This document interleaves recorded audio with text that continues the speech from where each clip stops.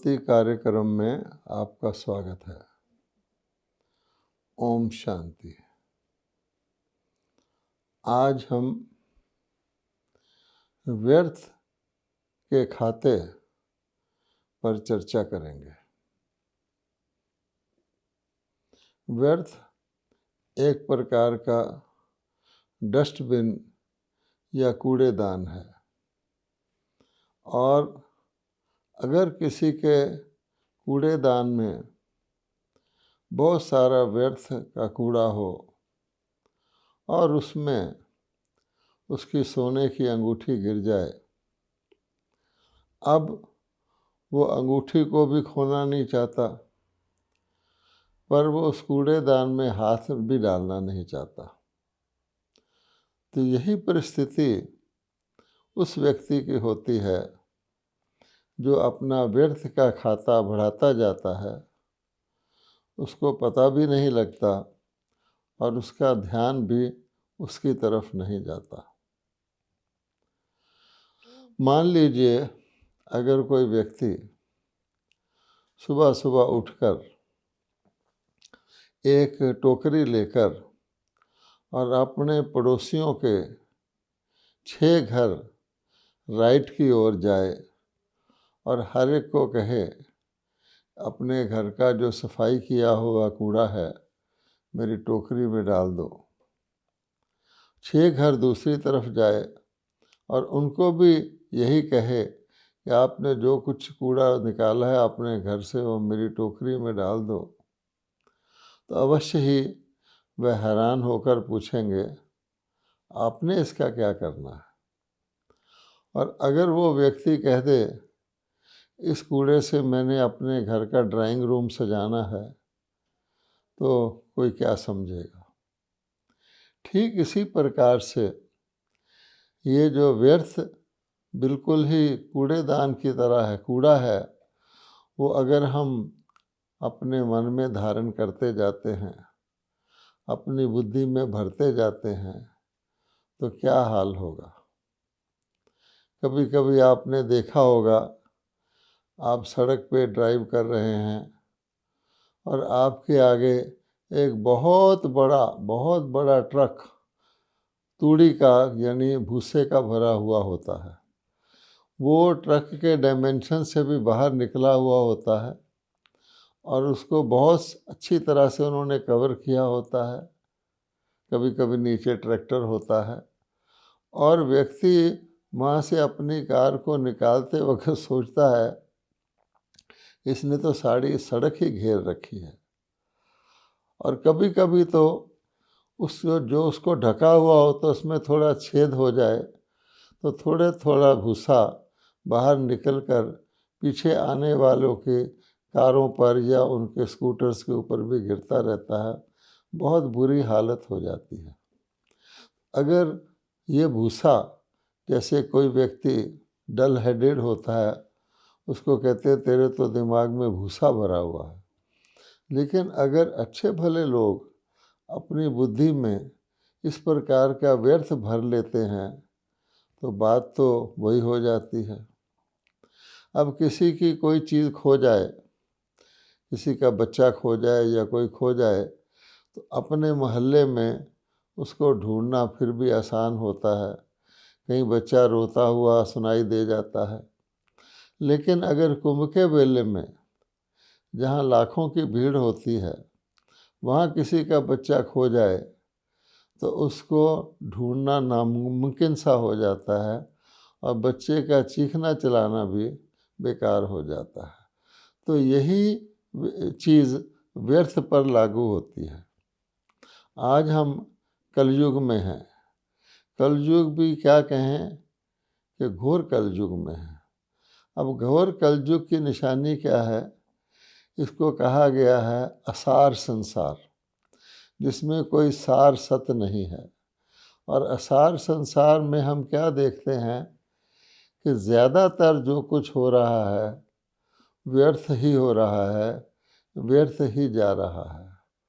व्यर्थ में फैलावट बहुत है, टुकड़े टुकड़े बहुत हैं, विस्तार बहुत हैं, लेकिन उसमें कुछ सार नहीं निकलता जैसे कोई फैला हुआ वृक्ष हो, बहुत फैला हुआ हो लेकिन सूखा हुआ हो। इस प्रकार का शुष्कता तब ही महसूस होती है जब व्यक्ति हर तरफ जहाँ भी जाता है व्यर्थ ही पाता है। तो व्यर्थ का उदाहरण देने का तो आवश्यकता नहीं, कलयुग में सब कुछ ही व्यर्थ है। अगर आप मोटे रूप से आज न्यूज़ जिसको कहते हैं खबरों को ही देखें तो आज 24 घंटे इतने खबरों के चैनल्स हो गए हैं जहां एक फिक्स टाइम होता है, उस टाइम के अंदर उनको खबरें सुनानी हैं। आप जानते हैं कि उस टाइम के अंदर कभी कभी तो वो बहुत तेज़ी से खबरें सुनाते हैं और बड़ा फ़ख्र करते हैं, हमने 15 मिनट में 50 खबरें सुना दी। कोई भी उस खबरों को सुनता है तो उसकी बुद्धि थक जाती है, क्योंकि उन इतनी जल्दी जल्दी वो सुनाते हैं। इसी को ही वो अपने चैनल का एक बहुत अच्छा भाग समझते हैं। दूसरी बात कि अगर फिक्स टाइम होता है और ख़बरें नहीं भी होती तो भी उस टाइम में वो अपनी जो भी खबर होती है उसको बढ़ा चढ़ा करके उसके कई पहलू बता बता करके अपना टाइम पूरा करते हैं। और हम जानते हैं कि आज की दुनिया की, दुख की दुनिया की, अशांति की दुनिया की खबरें भी किस तरह की होती हैं, और उन खबरों को सुन सुनकर व्यक्ति के मनोभाव कैसे होते हैं। और हम ये भी जानते हैं कि ये जो खबरें होती हैं जब वो सुनाते हैं तो ऐसा लगता है कि कोई बहुत बड़ी ख़ास बात सुनाने वाले हैं। इस प्रकार से वो बोलने वालों को ट्रेन किया जाता है, न्यूज़ रीडर्स को, कि वो आकर के बहुत ही महत्व देकर खड़े हो जाते हैं और निकलता उसमें कुछ नहीं है, खोदा पहाड़ निकला चूहा। उसके अतिरिक्त भी सारे दिन में आज का मानव आप देखेंगे कुछ ना कुछ उसका भोजन ही बन गया है, कुछ ना कुछ किसी ना किसी के बारे में सुनते रहना, सुनाते रहना। आज हर जगह तथाकथित नारद मुनि जो का शास्त्रों में बताया गया है, वो पहले तो नारायण नारायण कहता था, अर्थात शुभ भाव ही रखता था, जैसे बहुत शुभ समाचार सुना रहा हो। लेकिन वो भी सारा दिन इतने सारे नारद मुनि घूम रहे हैं जो इतनी सारी खबरें देते रहते हैं, व्यर्थ की खबरें, व्यर्थ की सूचनाएं देते रहते हैं एक दूसरे को। और कहा जाता है कि नारद मुनि जहाँ बैठता था उसके बाद लोग वहाँ की मिट्टी उखाड़ देते थे। भाव अर्थ यह है कि हमारे ऊपर उसका असर ना हो जाए, लेकिन असर तो होगा ही। अब हम ये सोचें कि जब इतना व्यर्थ का भोजन जिसके अंदर कोई शक्ति ही नहीं है, बिल्कुल शक्तिहीन निरर्थक भोजन है, जब हमारे मन और बुद्धि स्वीकार करेंगे, कानों के द्वारा हमारे अंदर जाएगा, आँखों के द्वारा हमारे अंदर जाएगा, हमारी सोच के द्वारा अंदर जाएगा, तो हमारा स्वास्थ्य कैसा होगा।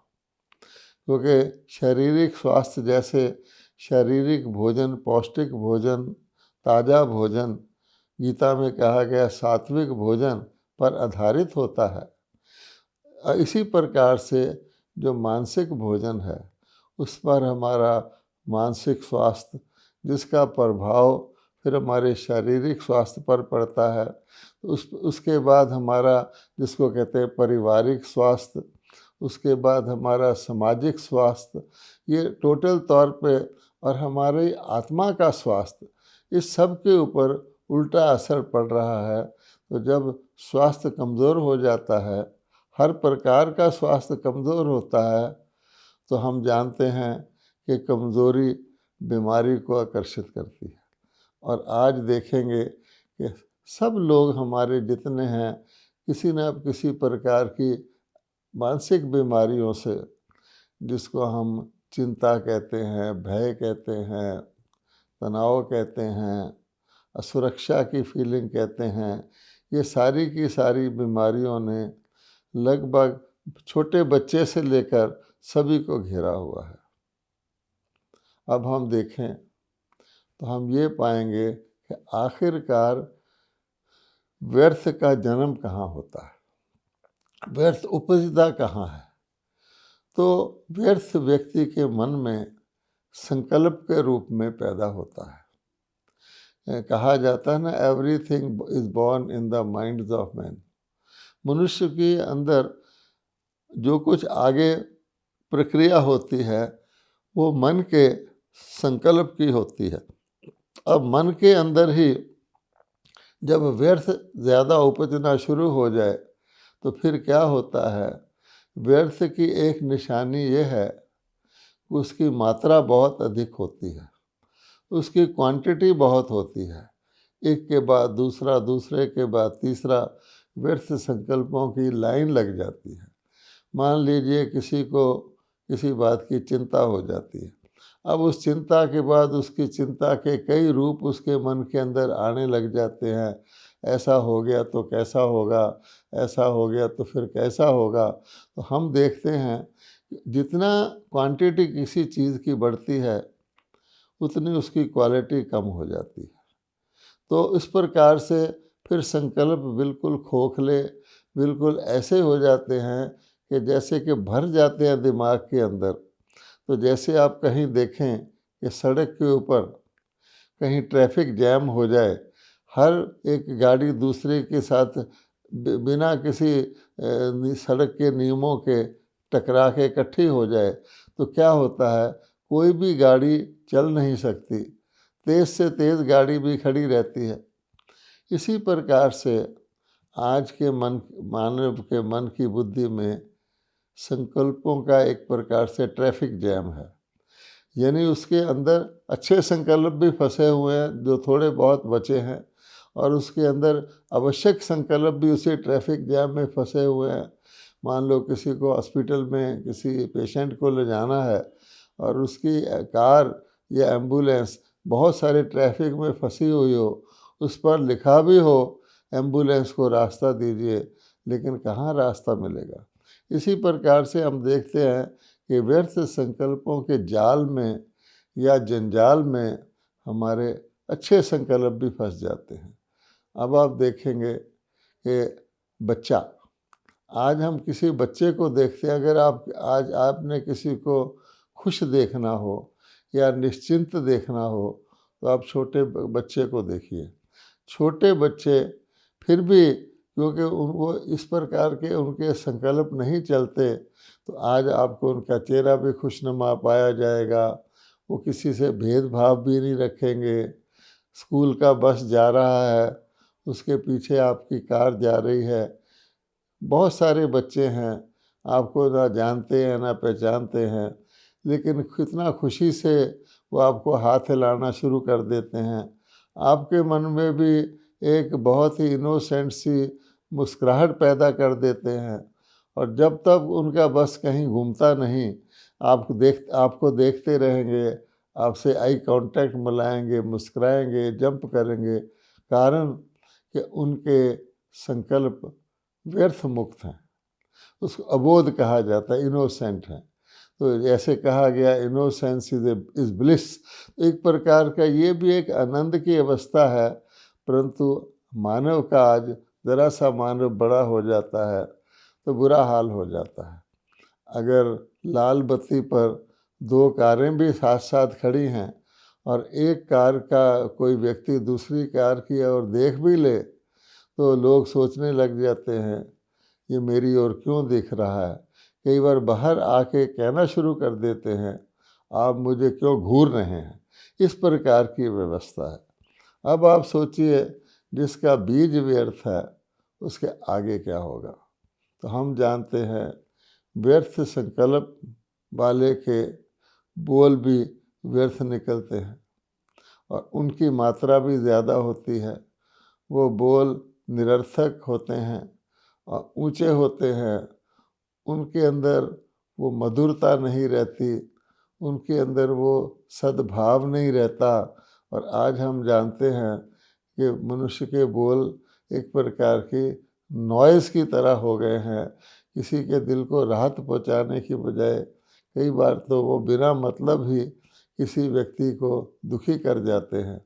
अगर आज कोई व्यक्ति सड़क पर चलता हुआ किसी से रास्ता भी पूछ रहा है तो वो उसको वेस्ट ऑफ टाइम गिनता है कि ये मेरे से रास्ता क्यों पूछ रहा है। यानी वो समझता है कि ये भी एक प्रकार के ऑफेंस है कि उससे उसने रोक कर रास्ता पूछ लिया, वो तो बड़ा बिजी है, कहीं जा रहा है। तो आज के बोल में मर्यादाएं भी नहीं रही हैं। माता पिता के साथ बच्चों को, आपस में पड़ोसियों को किस प्रकार से बोलना चाहिए, तो व्यर्थ संकल्प का प्रभाव फिर हमारे बोल पर भी पड़ता है और फिर हमारे कर्म पर भी पड़ता है। हमारे कर्म सफल होने चाहिए, अर्थात जैसे किसी बीज का फल होता है, निकलता है, तो हम कहते हैं ये बीज सफल है हुआ। अगर बीज से कुछ फल ही ना निकले तो उसको हम कहते हैं निष्फल, व्यर्थ। तो इस प्रकार से जब संकल्प व्यर्थ है तो बोल भी व्यर्थ है, तो हमारे कर्म भी आप निरर्थक और व्यर्थ हो गए हैं। हम कर्म तो करते रहते हैं, लेकिन उन कर्मों की उनकी जो क्वालिटी देखी जाए, उन कर्मों में जो श्रेष्ठता होनी चाहिए, उन कर्मों में जो सुख यथार्थता होनी चाहिए, वो हमारी घटती जा रही है, घटती जा रही है। आज आप कहीं किसी हॉस्पिटल में चले जाइए, किसी एयरपोर्ट में चले जाइए, इस पब्लिक प्लेस में चले जाइए, तो लोग किस तरह से चलते हैं। वो ये भी नहीं देखते हमारे आस पड़ोस में कोई गुज़र रहा है, कोई महिला ही गुज़र रही है, कोई बच्चे ही गुज़र रहे हैं। आपको ही हर एक से बचकर चलना पड़ता है। अगर आप शिष्टाचार के कुछ शब्द किसी को बोल दें तो आप जानते हैं उसका जवाब क्या मिलता है। अब जब संकल्प, बोल और कर्म ऐसे हो जाते हैं तो फिर हमारे संपर्क और संबंध भी व्यर्थ से हो जाते हैं। हम लोगों से संपर्क तो करते हैं, व्यर्थ करते हैं। अगर आपने देखना हो, आज मोबाइल की सुविधा सबके पास है और मोबाइल का प्रयोग करने वाले कितने उसमें यथार्थ और आवश्यक और श्रेष्ठ और समृद्ध वार्तालाप करते हैं, और कितना व्यर्थ का, फजूल का, फालतू का करते हैं। वो सोचते ही नहीं कि हमारी कुछ जीवन जा रहा है। संकल्प हमारे समय का सबसे छोटा भाग है। हमारी लाइफ, जिसको हम वैल्यूएबल कहते हैं, मानव जीवन कहते हैं, अमूल्य कहते हैं, वो हमारी कैसे बीतती जा रही है, व्यर्थ जा रही है। यूं भी एक तरफ हम देखते हैं आजकल अकाल मृत्यु का बाज़ार गर्म है, वैसे ही उम्र थोड़ी है। अगर हम उसको भी इस प्रकार से व्यर्थ गवाते हैं तो क्या बनेगा। इस प्रकार से संबंध के साथ, संपर्क के साथ संबंध भी होता है। हम जिन लोगों से संबंध जोड़ते हैं वो भी आप देखेंगे फालतू का, व्यर्थ का, कोई कोई पॉलिटिक्स की बात छेड़ के बैठा हुआ है जिससे उसका कोई मतलब नहीं है। कोई कुछ दुनिया के अंदर दूर दराज कोई घटना हो रही है उसके बारे में सोच रहा है। अनेक प्रकार के, आप किसी भी बाग बगीचे में चले जाएं, कहीं भी चले जाएं, तो मनुष्यों में जिसको फालतू कहते हैं वो सारा जीवन ही उनका फालतू चले जाता है। इसलिए कहा गया है कि व्यर्थ संकल्प मैंने अपने जीवन को निरर्थक गंवाना और दूसरों को भी, जीवन को भी व्यर्थ की ओर खींचना। अब व्यर्थ संकल्प के 3 मुख्य कारण बताए जाते हैं। हम जो ज्ञान सीखते हैं ब्रह्मा कुमारी में, उसमें बताया गया है, एक तो है परमत, कि दूसरों की मत के ऊपर चलना। यानी जो व्यक्ति की अपनी धारणाएं हैं, अपनी विजडम है, अपनी इंटेलिजेंस, इंटेलेक्ट है, राइट और रॉन्ग की पहचान है, उसको इम्प्रूव करने की बजाय पर दूसरे की मत पर चलना। अब पर मत में क्या आ जाता है कि मित्रों की मत आ जाती है, शास्त्रों की मत आ जाती है, अन्य लोगों की मत आ जाती है। आजकल मीडिया का प्रभाव आ जाता है। मीडिया सारा का सारा व्यावसायिक हो गया है तो वो व्यवसाय भी हमारे अंदर चले जाता है। इस प्रकार से एक तो ये है। दूसरा है परचिंतन। ये कहा जाता है कि व्यक्ति आपका अपना जीवन है, उसको अपने जीवन को चलाना है और अपने जीवन को श्रेष्ठता की ओर ले जाना है। यही मानव जीवन का लक्ष्य है, जिसको हम मुक्ति कहते हैं या गति सद्गति कहते हैं, जीवन मुक्ति कहते हैं। उसका अर्थ ही ये होता है कि हम अपने जीवन को इस प्रकार से चलाएं कि हम बंधनों से मुक्त हो जाएं। अन्य लोग जो हैं उनके साथ फालतू का ऐसा जाल ना बिछाएं कि जो हमें खींचे, जो फिर हमारा हम जानते हैं लोभ मोह आदि के रूप में प्रकट हो जाता है। इसलिए कहा गया है कि पर चिंतन पतन की जड़ है और सो चिंतन उन्नति की सीढ़ी है। अब ये हम अगर ध्यान रखेंगे तो हमें अंतर्मुखी होकर अपने बारे में सोचकर अपने जीवन के बारे में अगर हम अच्छा सोचेंगे तो दूसरों के जीवन को भी हम व्यर्थ में बर्बाद होने से बचाएंगे। और एक और चीज़ होती है जिसको हम परदर्शन कहते हैं, यानी भगवान ने कहा है सो दर्शन करो। गीता में सो दर्शन का जिक्र भी आता है, लेकिन लोगों ने उसको कोई हथियार समझ लिया है। सो दर्शन चक्र कोई अस्त्र शस्त्र था। वास्तव में गीता आध्यात्मिक ज्ञान का ही शास्त्र है और उसमें सो दर्शन चक्र का अर्थ क्या है कि सृष्टि चक्र में अपने आप को जानो और अपने आप को व्यवस्थित रूप से यथार्थ रीति से चलाओ। तो उसकी बजाय अगर हम प्रदर्शन करते हैं, दूसरों के बारे में सोचते रहते हैं, इसने ऐसा क्यों किया, ये ऐसा क्यों करता है, उसमें भी हमारा नुकसान होता है। इसलिए हमें सोचना चाहिए। हमें सबके लिए एक ही तरीका है कि मन में ही संकल्प पैदा होते हैं, मन में ही उनका इलाज है। तो मन में व्यर्थ संकल्प जो है, लोग नकारात्मक संकल्पों पर तो ध्यान देते हैं, जिसको नेगेटिव थॉट्स कहते हैं, क्योंकि उनका तो सीधा ही प्रभाव पड़ता है। लेकिन व्यर्थ भी एक प्रकार का नकारात्मक की ही कैटेगरी में जाता है, उसको लोग हम नहीं समझ पाते हैं। इसलिए हमें ध्यान रखना है कि हम अब व्यर्थ संकल्पों को कंट्रोल कैसे करें। तो हम जानते हैं कि ऐसा नहीं हो सकता कि हम संकल्प करें ही ना और व्यर्थ संकल्पों को रोकने की कोशिश करें, वो नहीं होगा। क्योंकि जितना हम व्यर्थ संकल्पों की तरफ ध्यान करेंगे, व्यर्थ संकल्प और हमारे मन में गहरे रूप से धारण होंगे। तो इसलिए इसका इलाज पॉजिटिव है। जैसे अंधकार को हमें दूर करना हो तो हम अंधकार को भगा नहीं सकते हैं, हम रोशनी करते हैं तो अंधकार आप ही दूर हो जाता है। जो सूर्य निकलता है तो सब की बत्तियां ऑटोमेटिकली बुझ जाती हैं। इसी प्रकार से हमको ये देखना है कि हम श्रेष्ठ संकल्प करना शुरू कर दें, व्यर्थ की बजाय शुभ संकल्प करना शुरू कर दें। जब हम शुभ संकल्प करना शुरू करेंगे तो क्या होगा कि शुभ संकल्प में हमारे संकल्पों की मात्रा घटेगी। जैसे हमने कहा, व्यर्थ संकल्प बहुत तेज़ी से बढ़ते हैं, उनमें पास्ट का, फ्यूचर का, प्रेजेंट का, अनुमान का बहुत हिस्सा हो जाता है। तो शुभ संकल्प करने से एक प्रकार का ज्ञान प्रकाश व्यक्ति के अंदर आता है।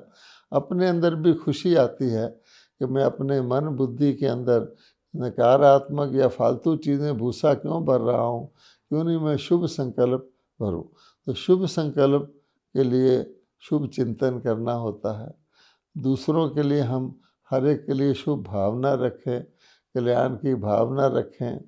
हम प्रार्थनाएं तो करते हैं, प्राणियों का भला हो, सबका कल्याण हो, उसमें हमें अपने आप से शुरू करना होता है। Charity begins at home. तो अगर हम शुभ भावनाएं रखेंगे, शुभ चिंतन करेंगे, दूसरों के लिए शुभ कामना करेंगे, तो मैं समझता हूँ कि ऑटोमेटिकली व्यर्थ को स्थान ही नहीं रहेगा, क्योंकि कहा जाता है खाली मन शैतान का डेरा।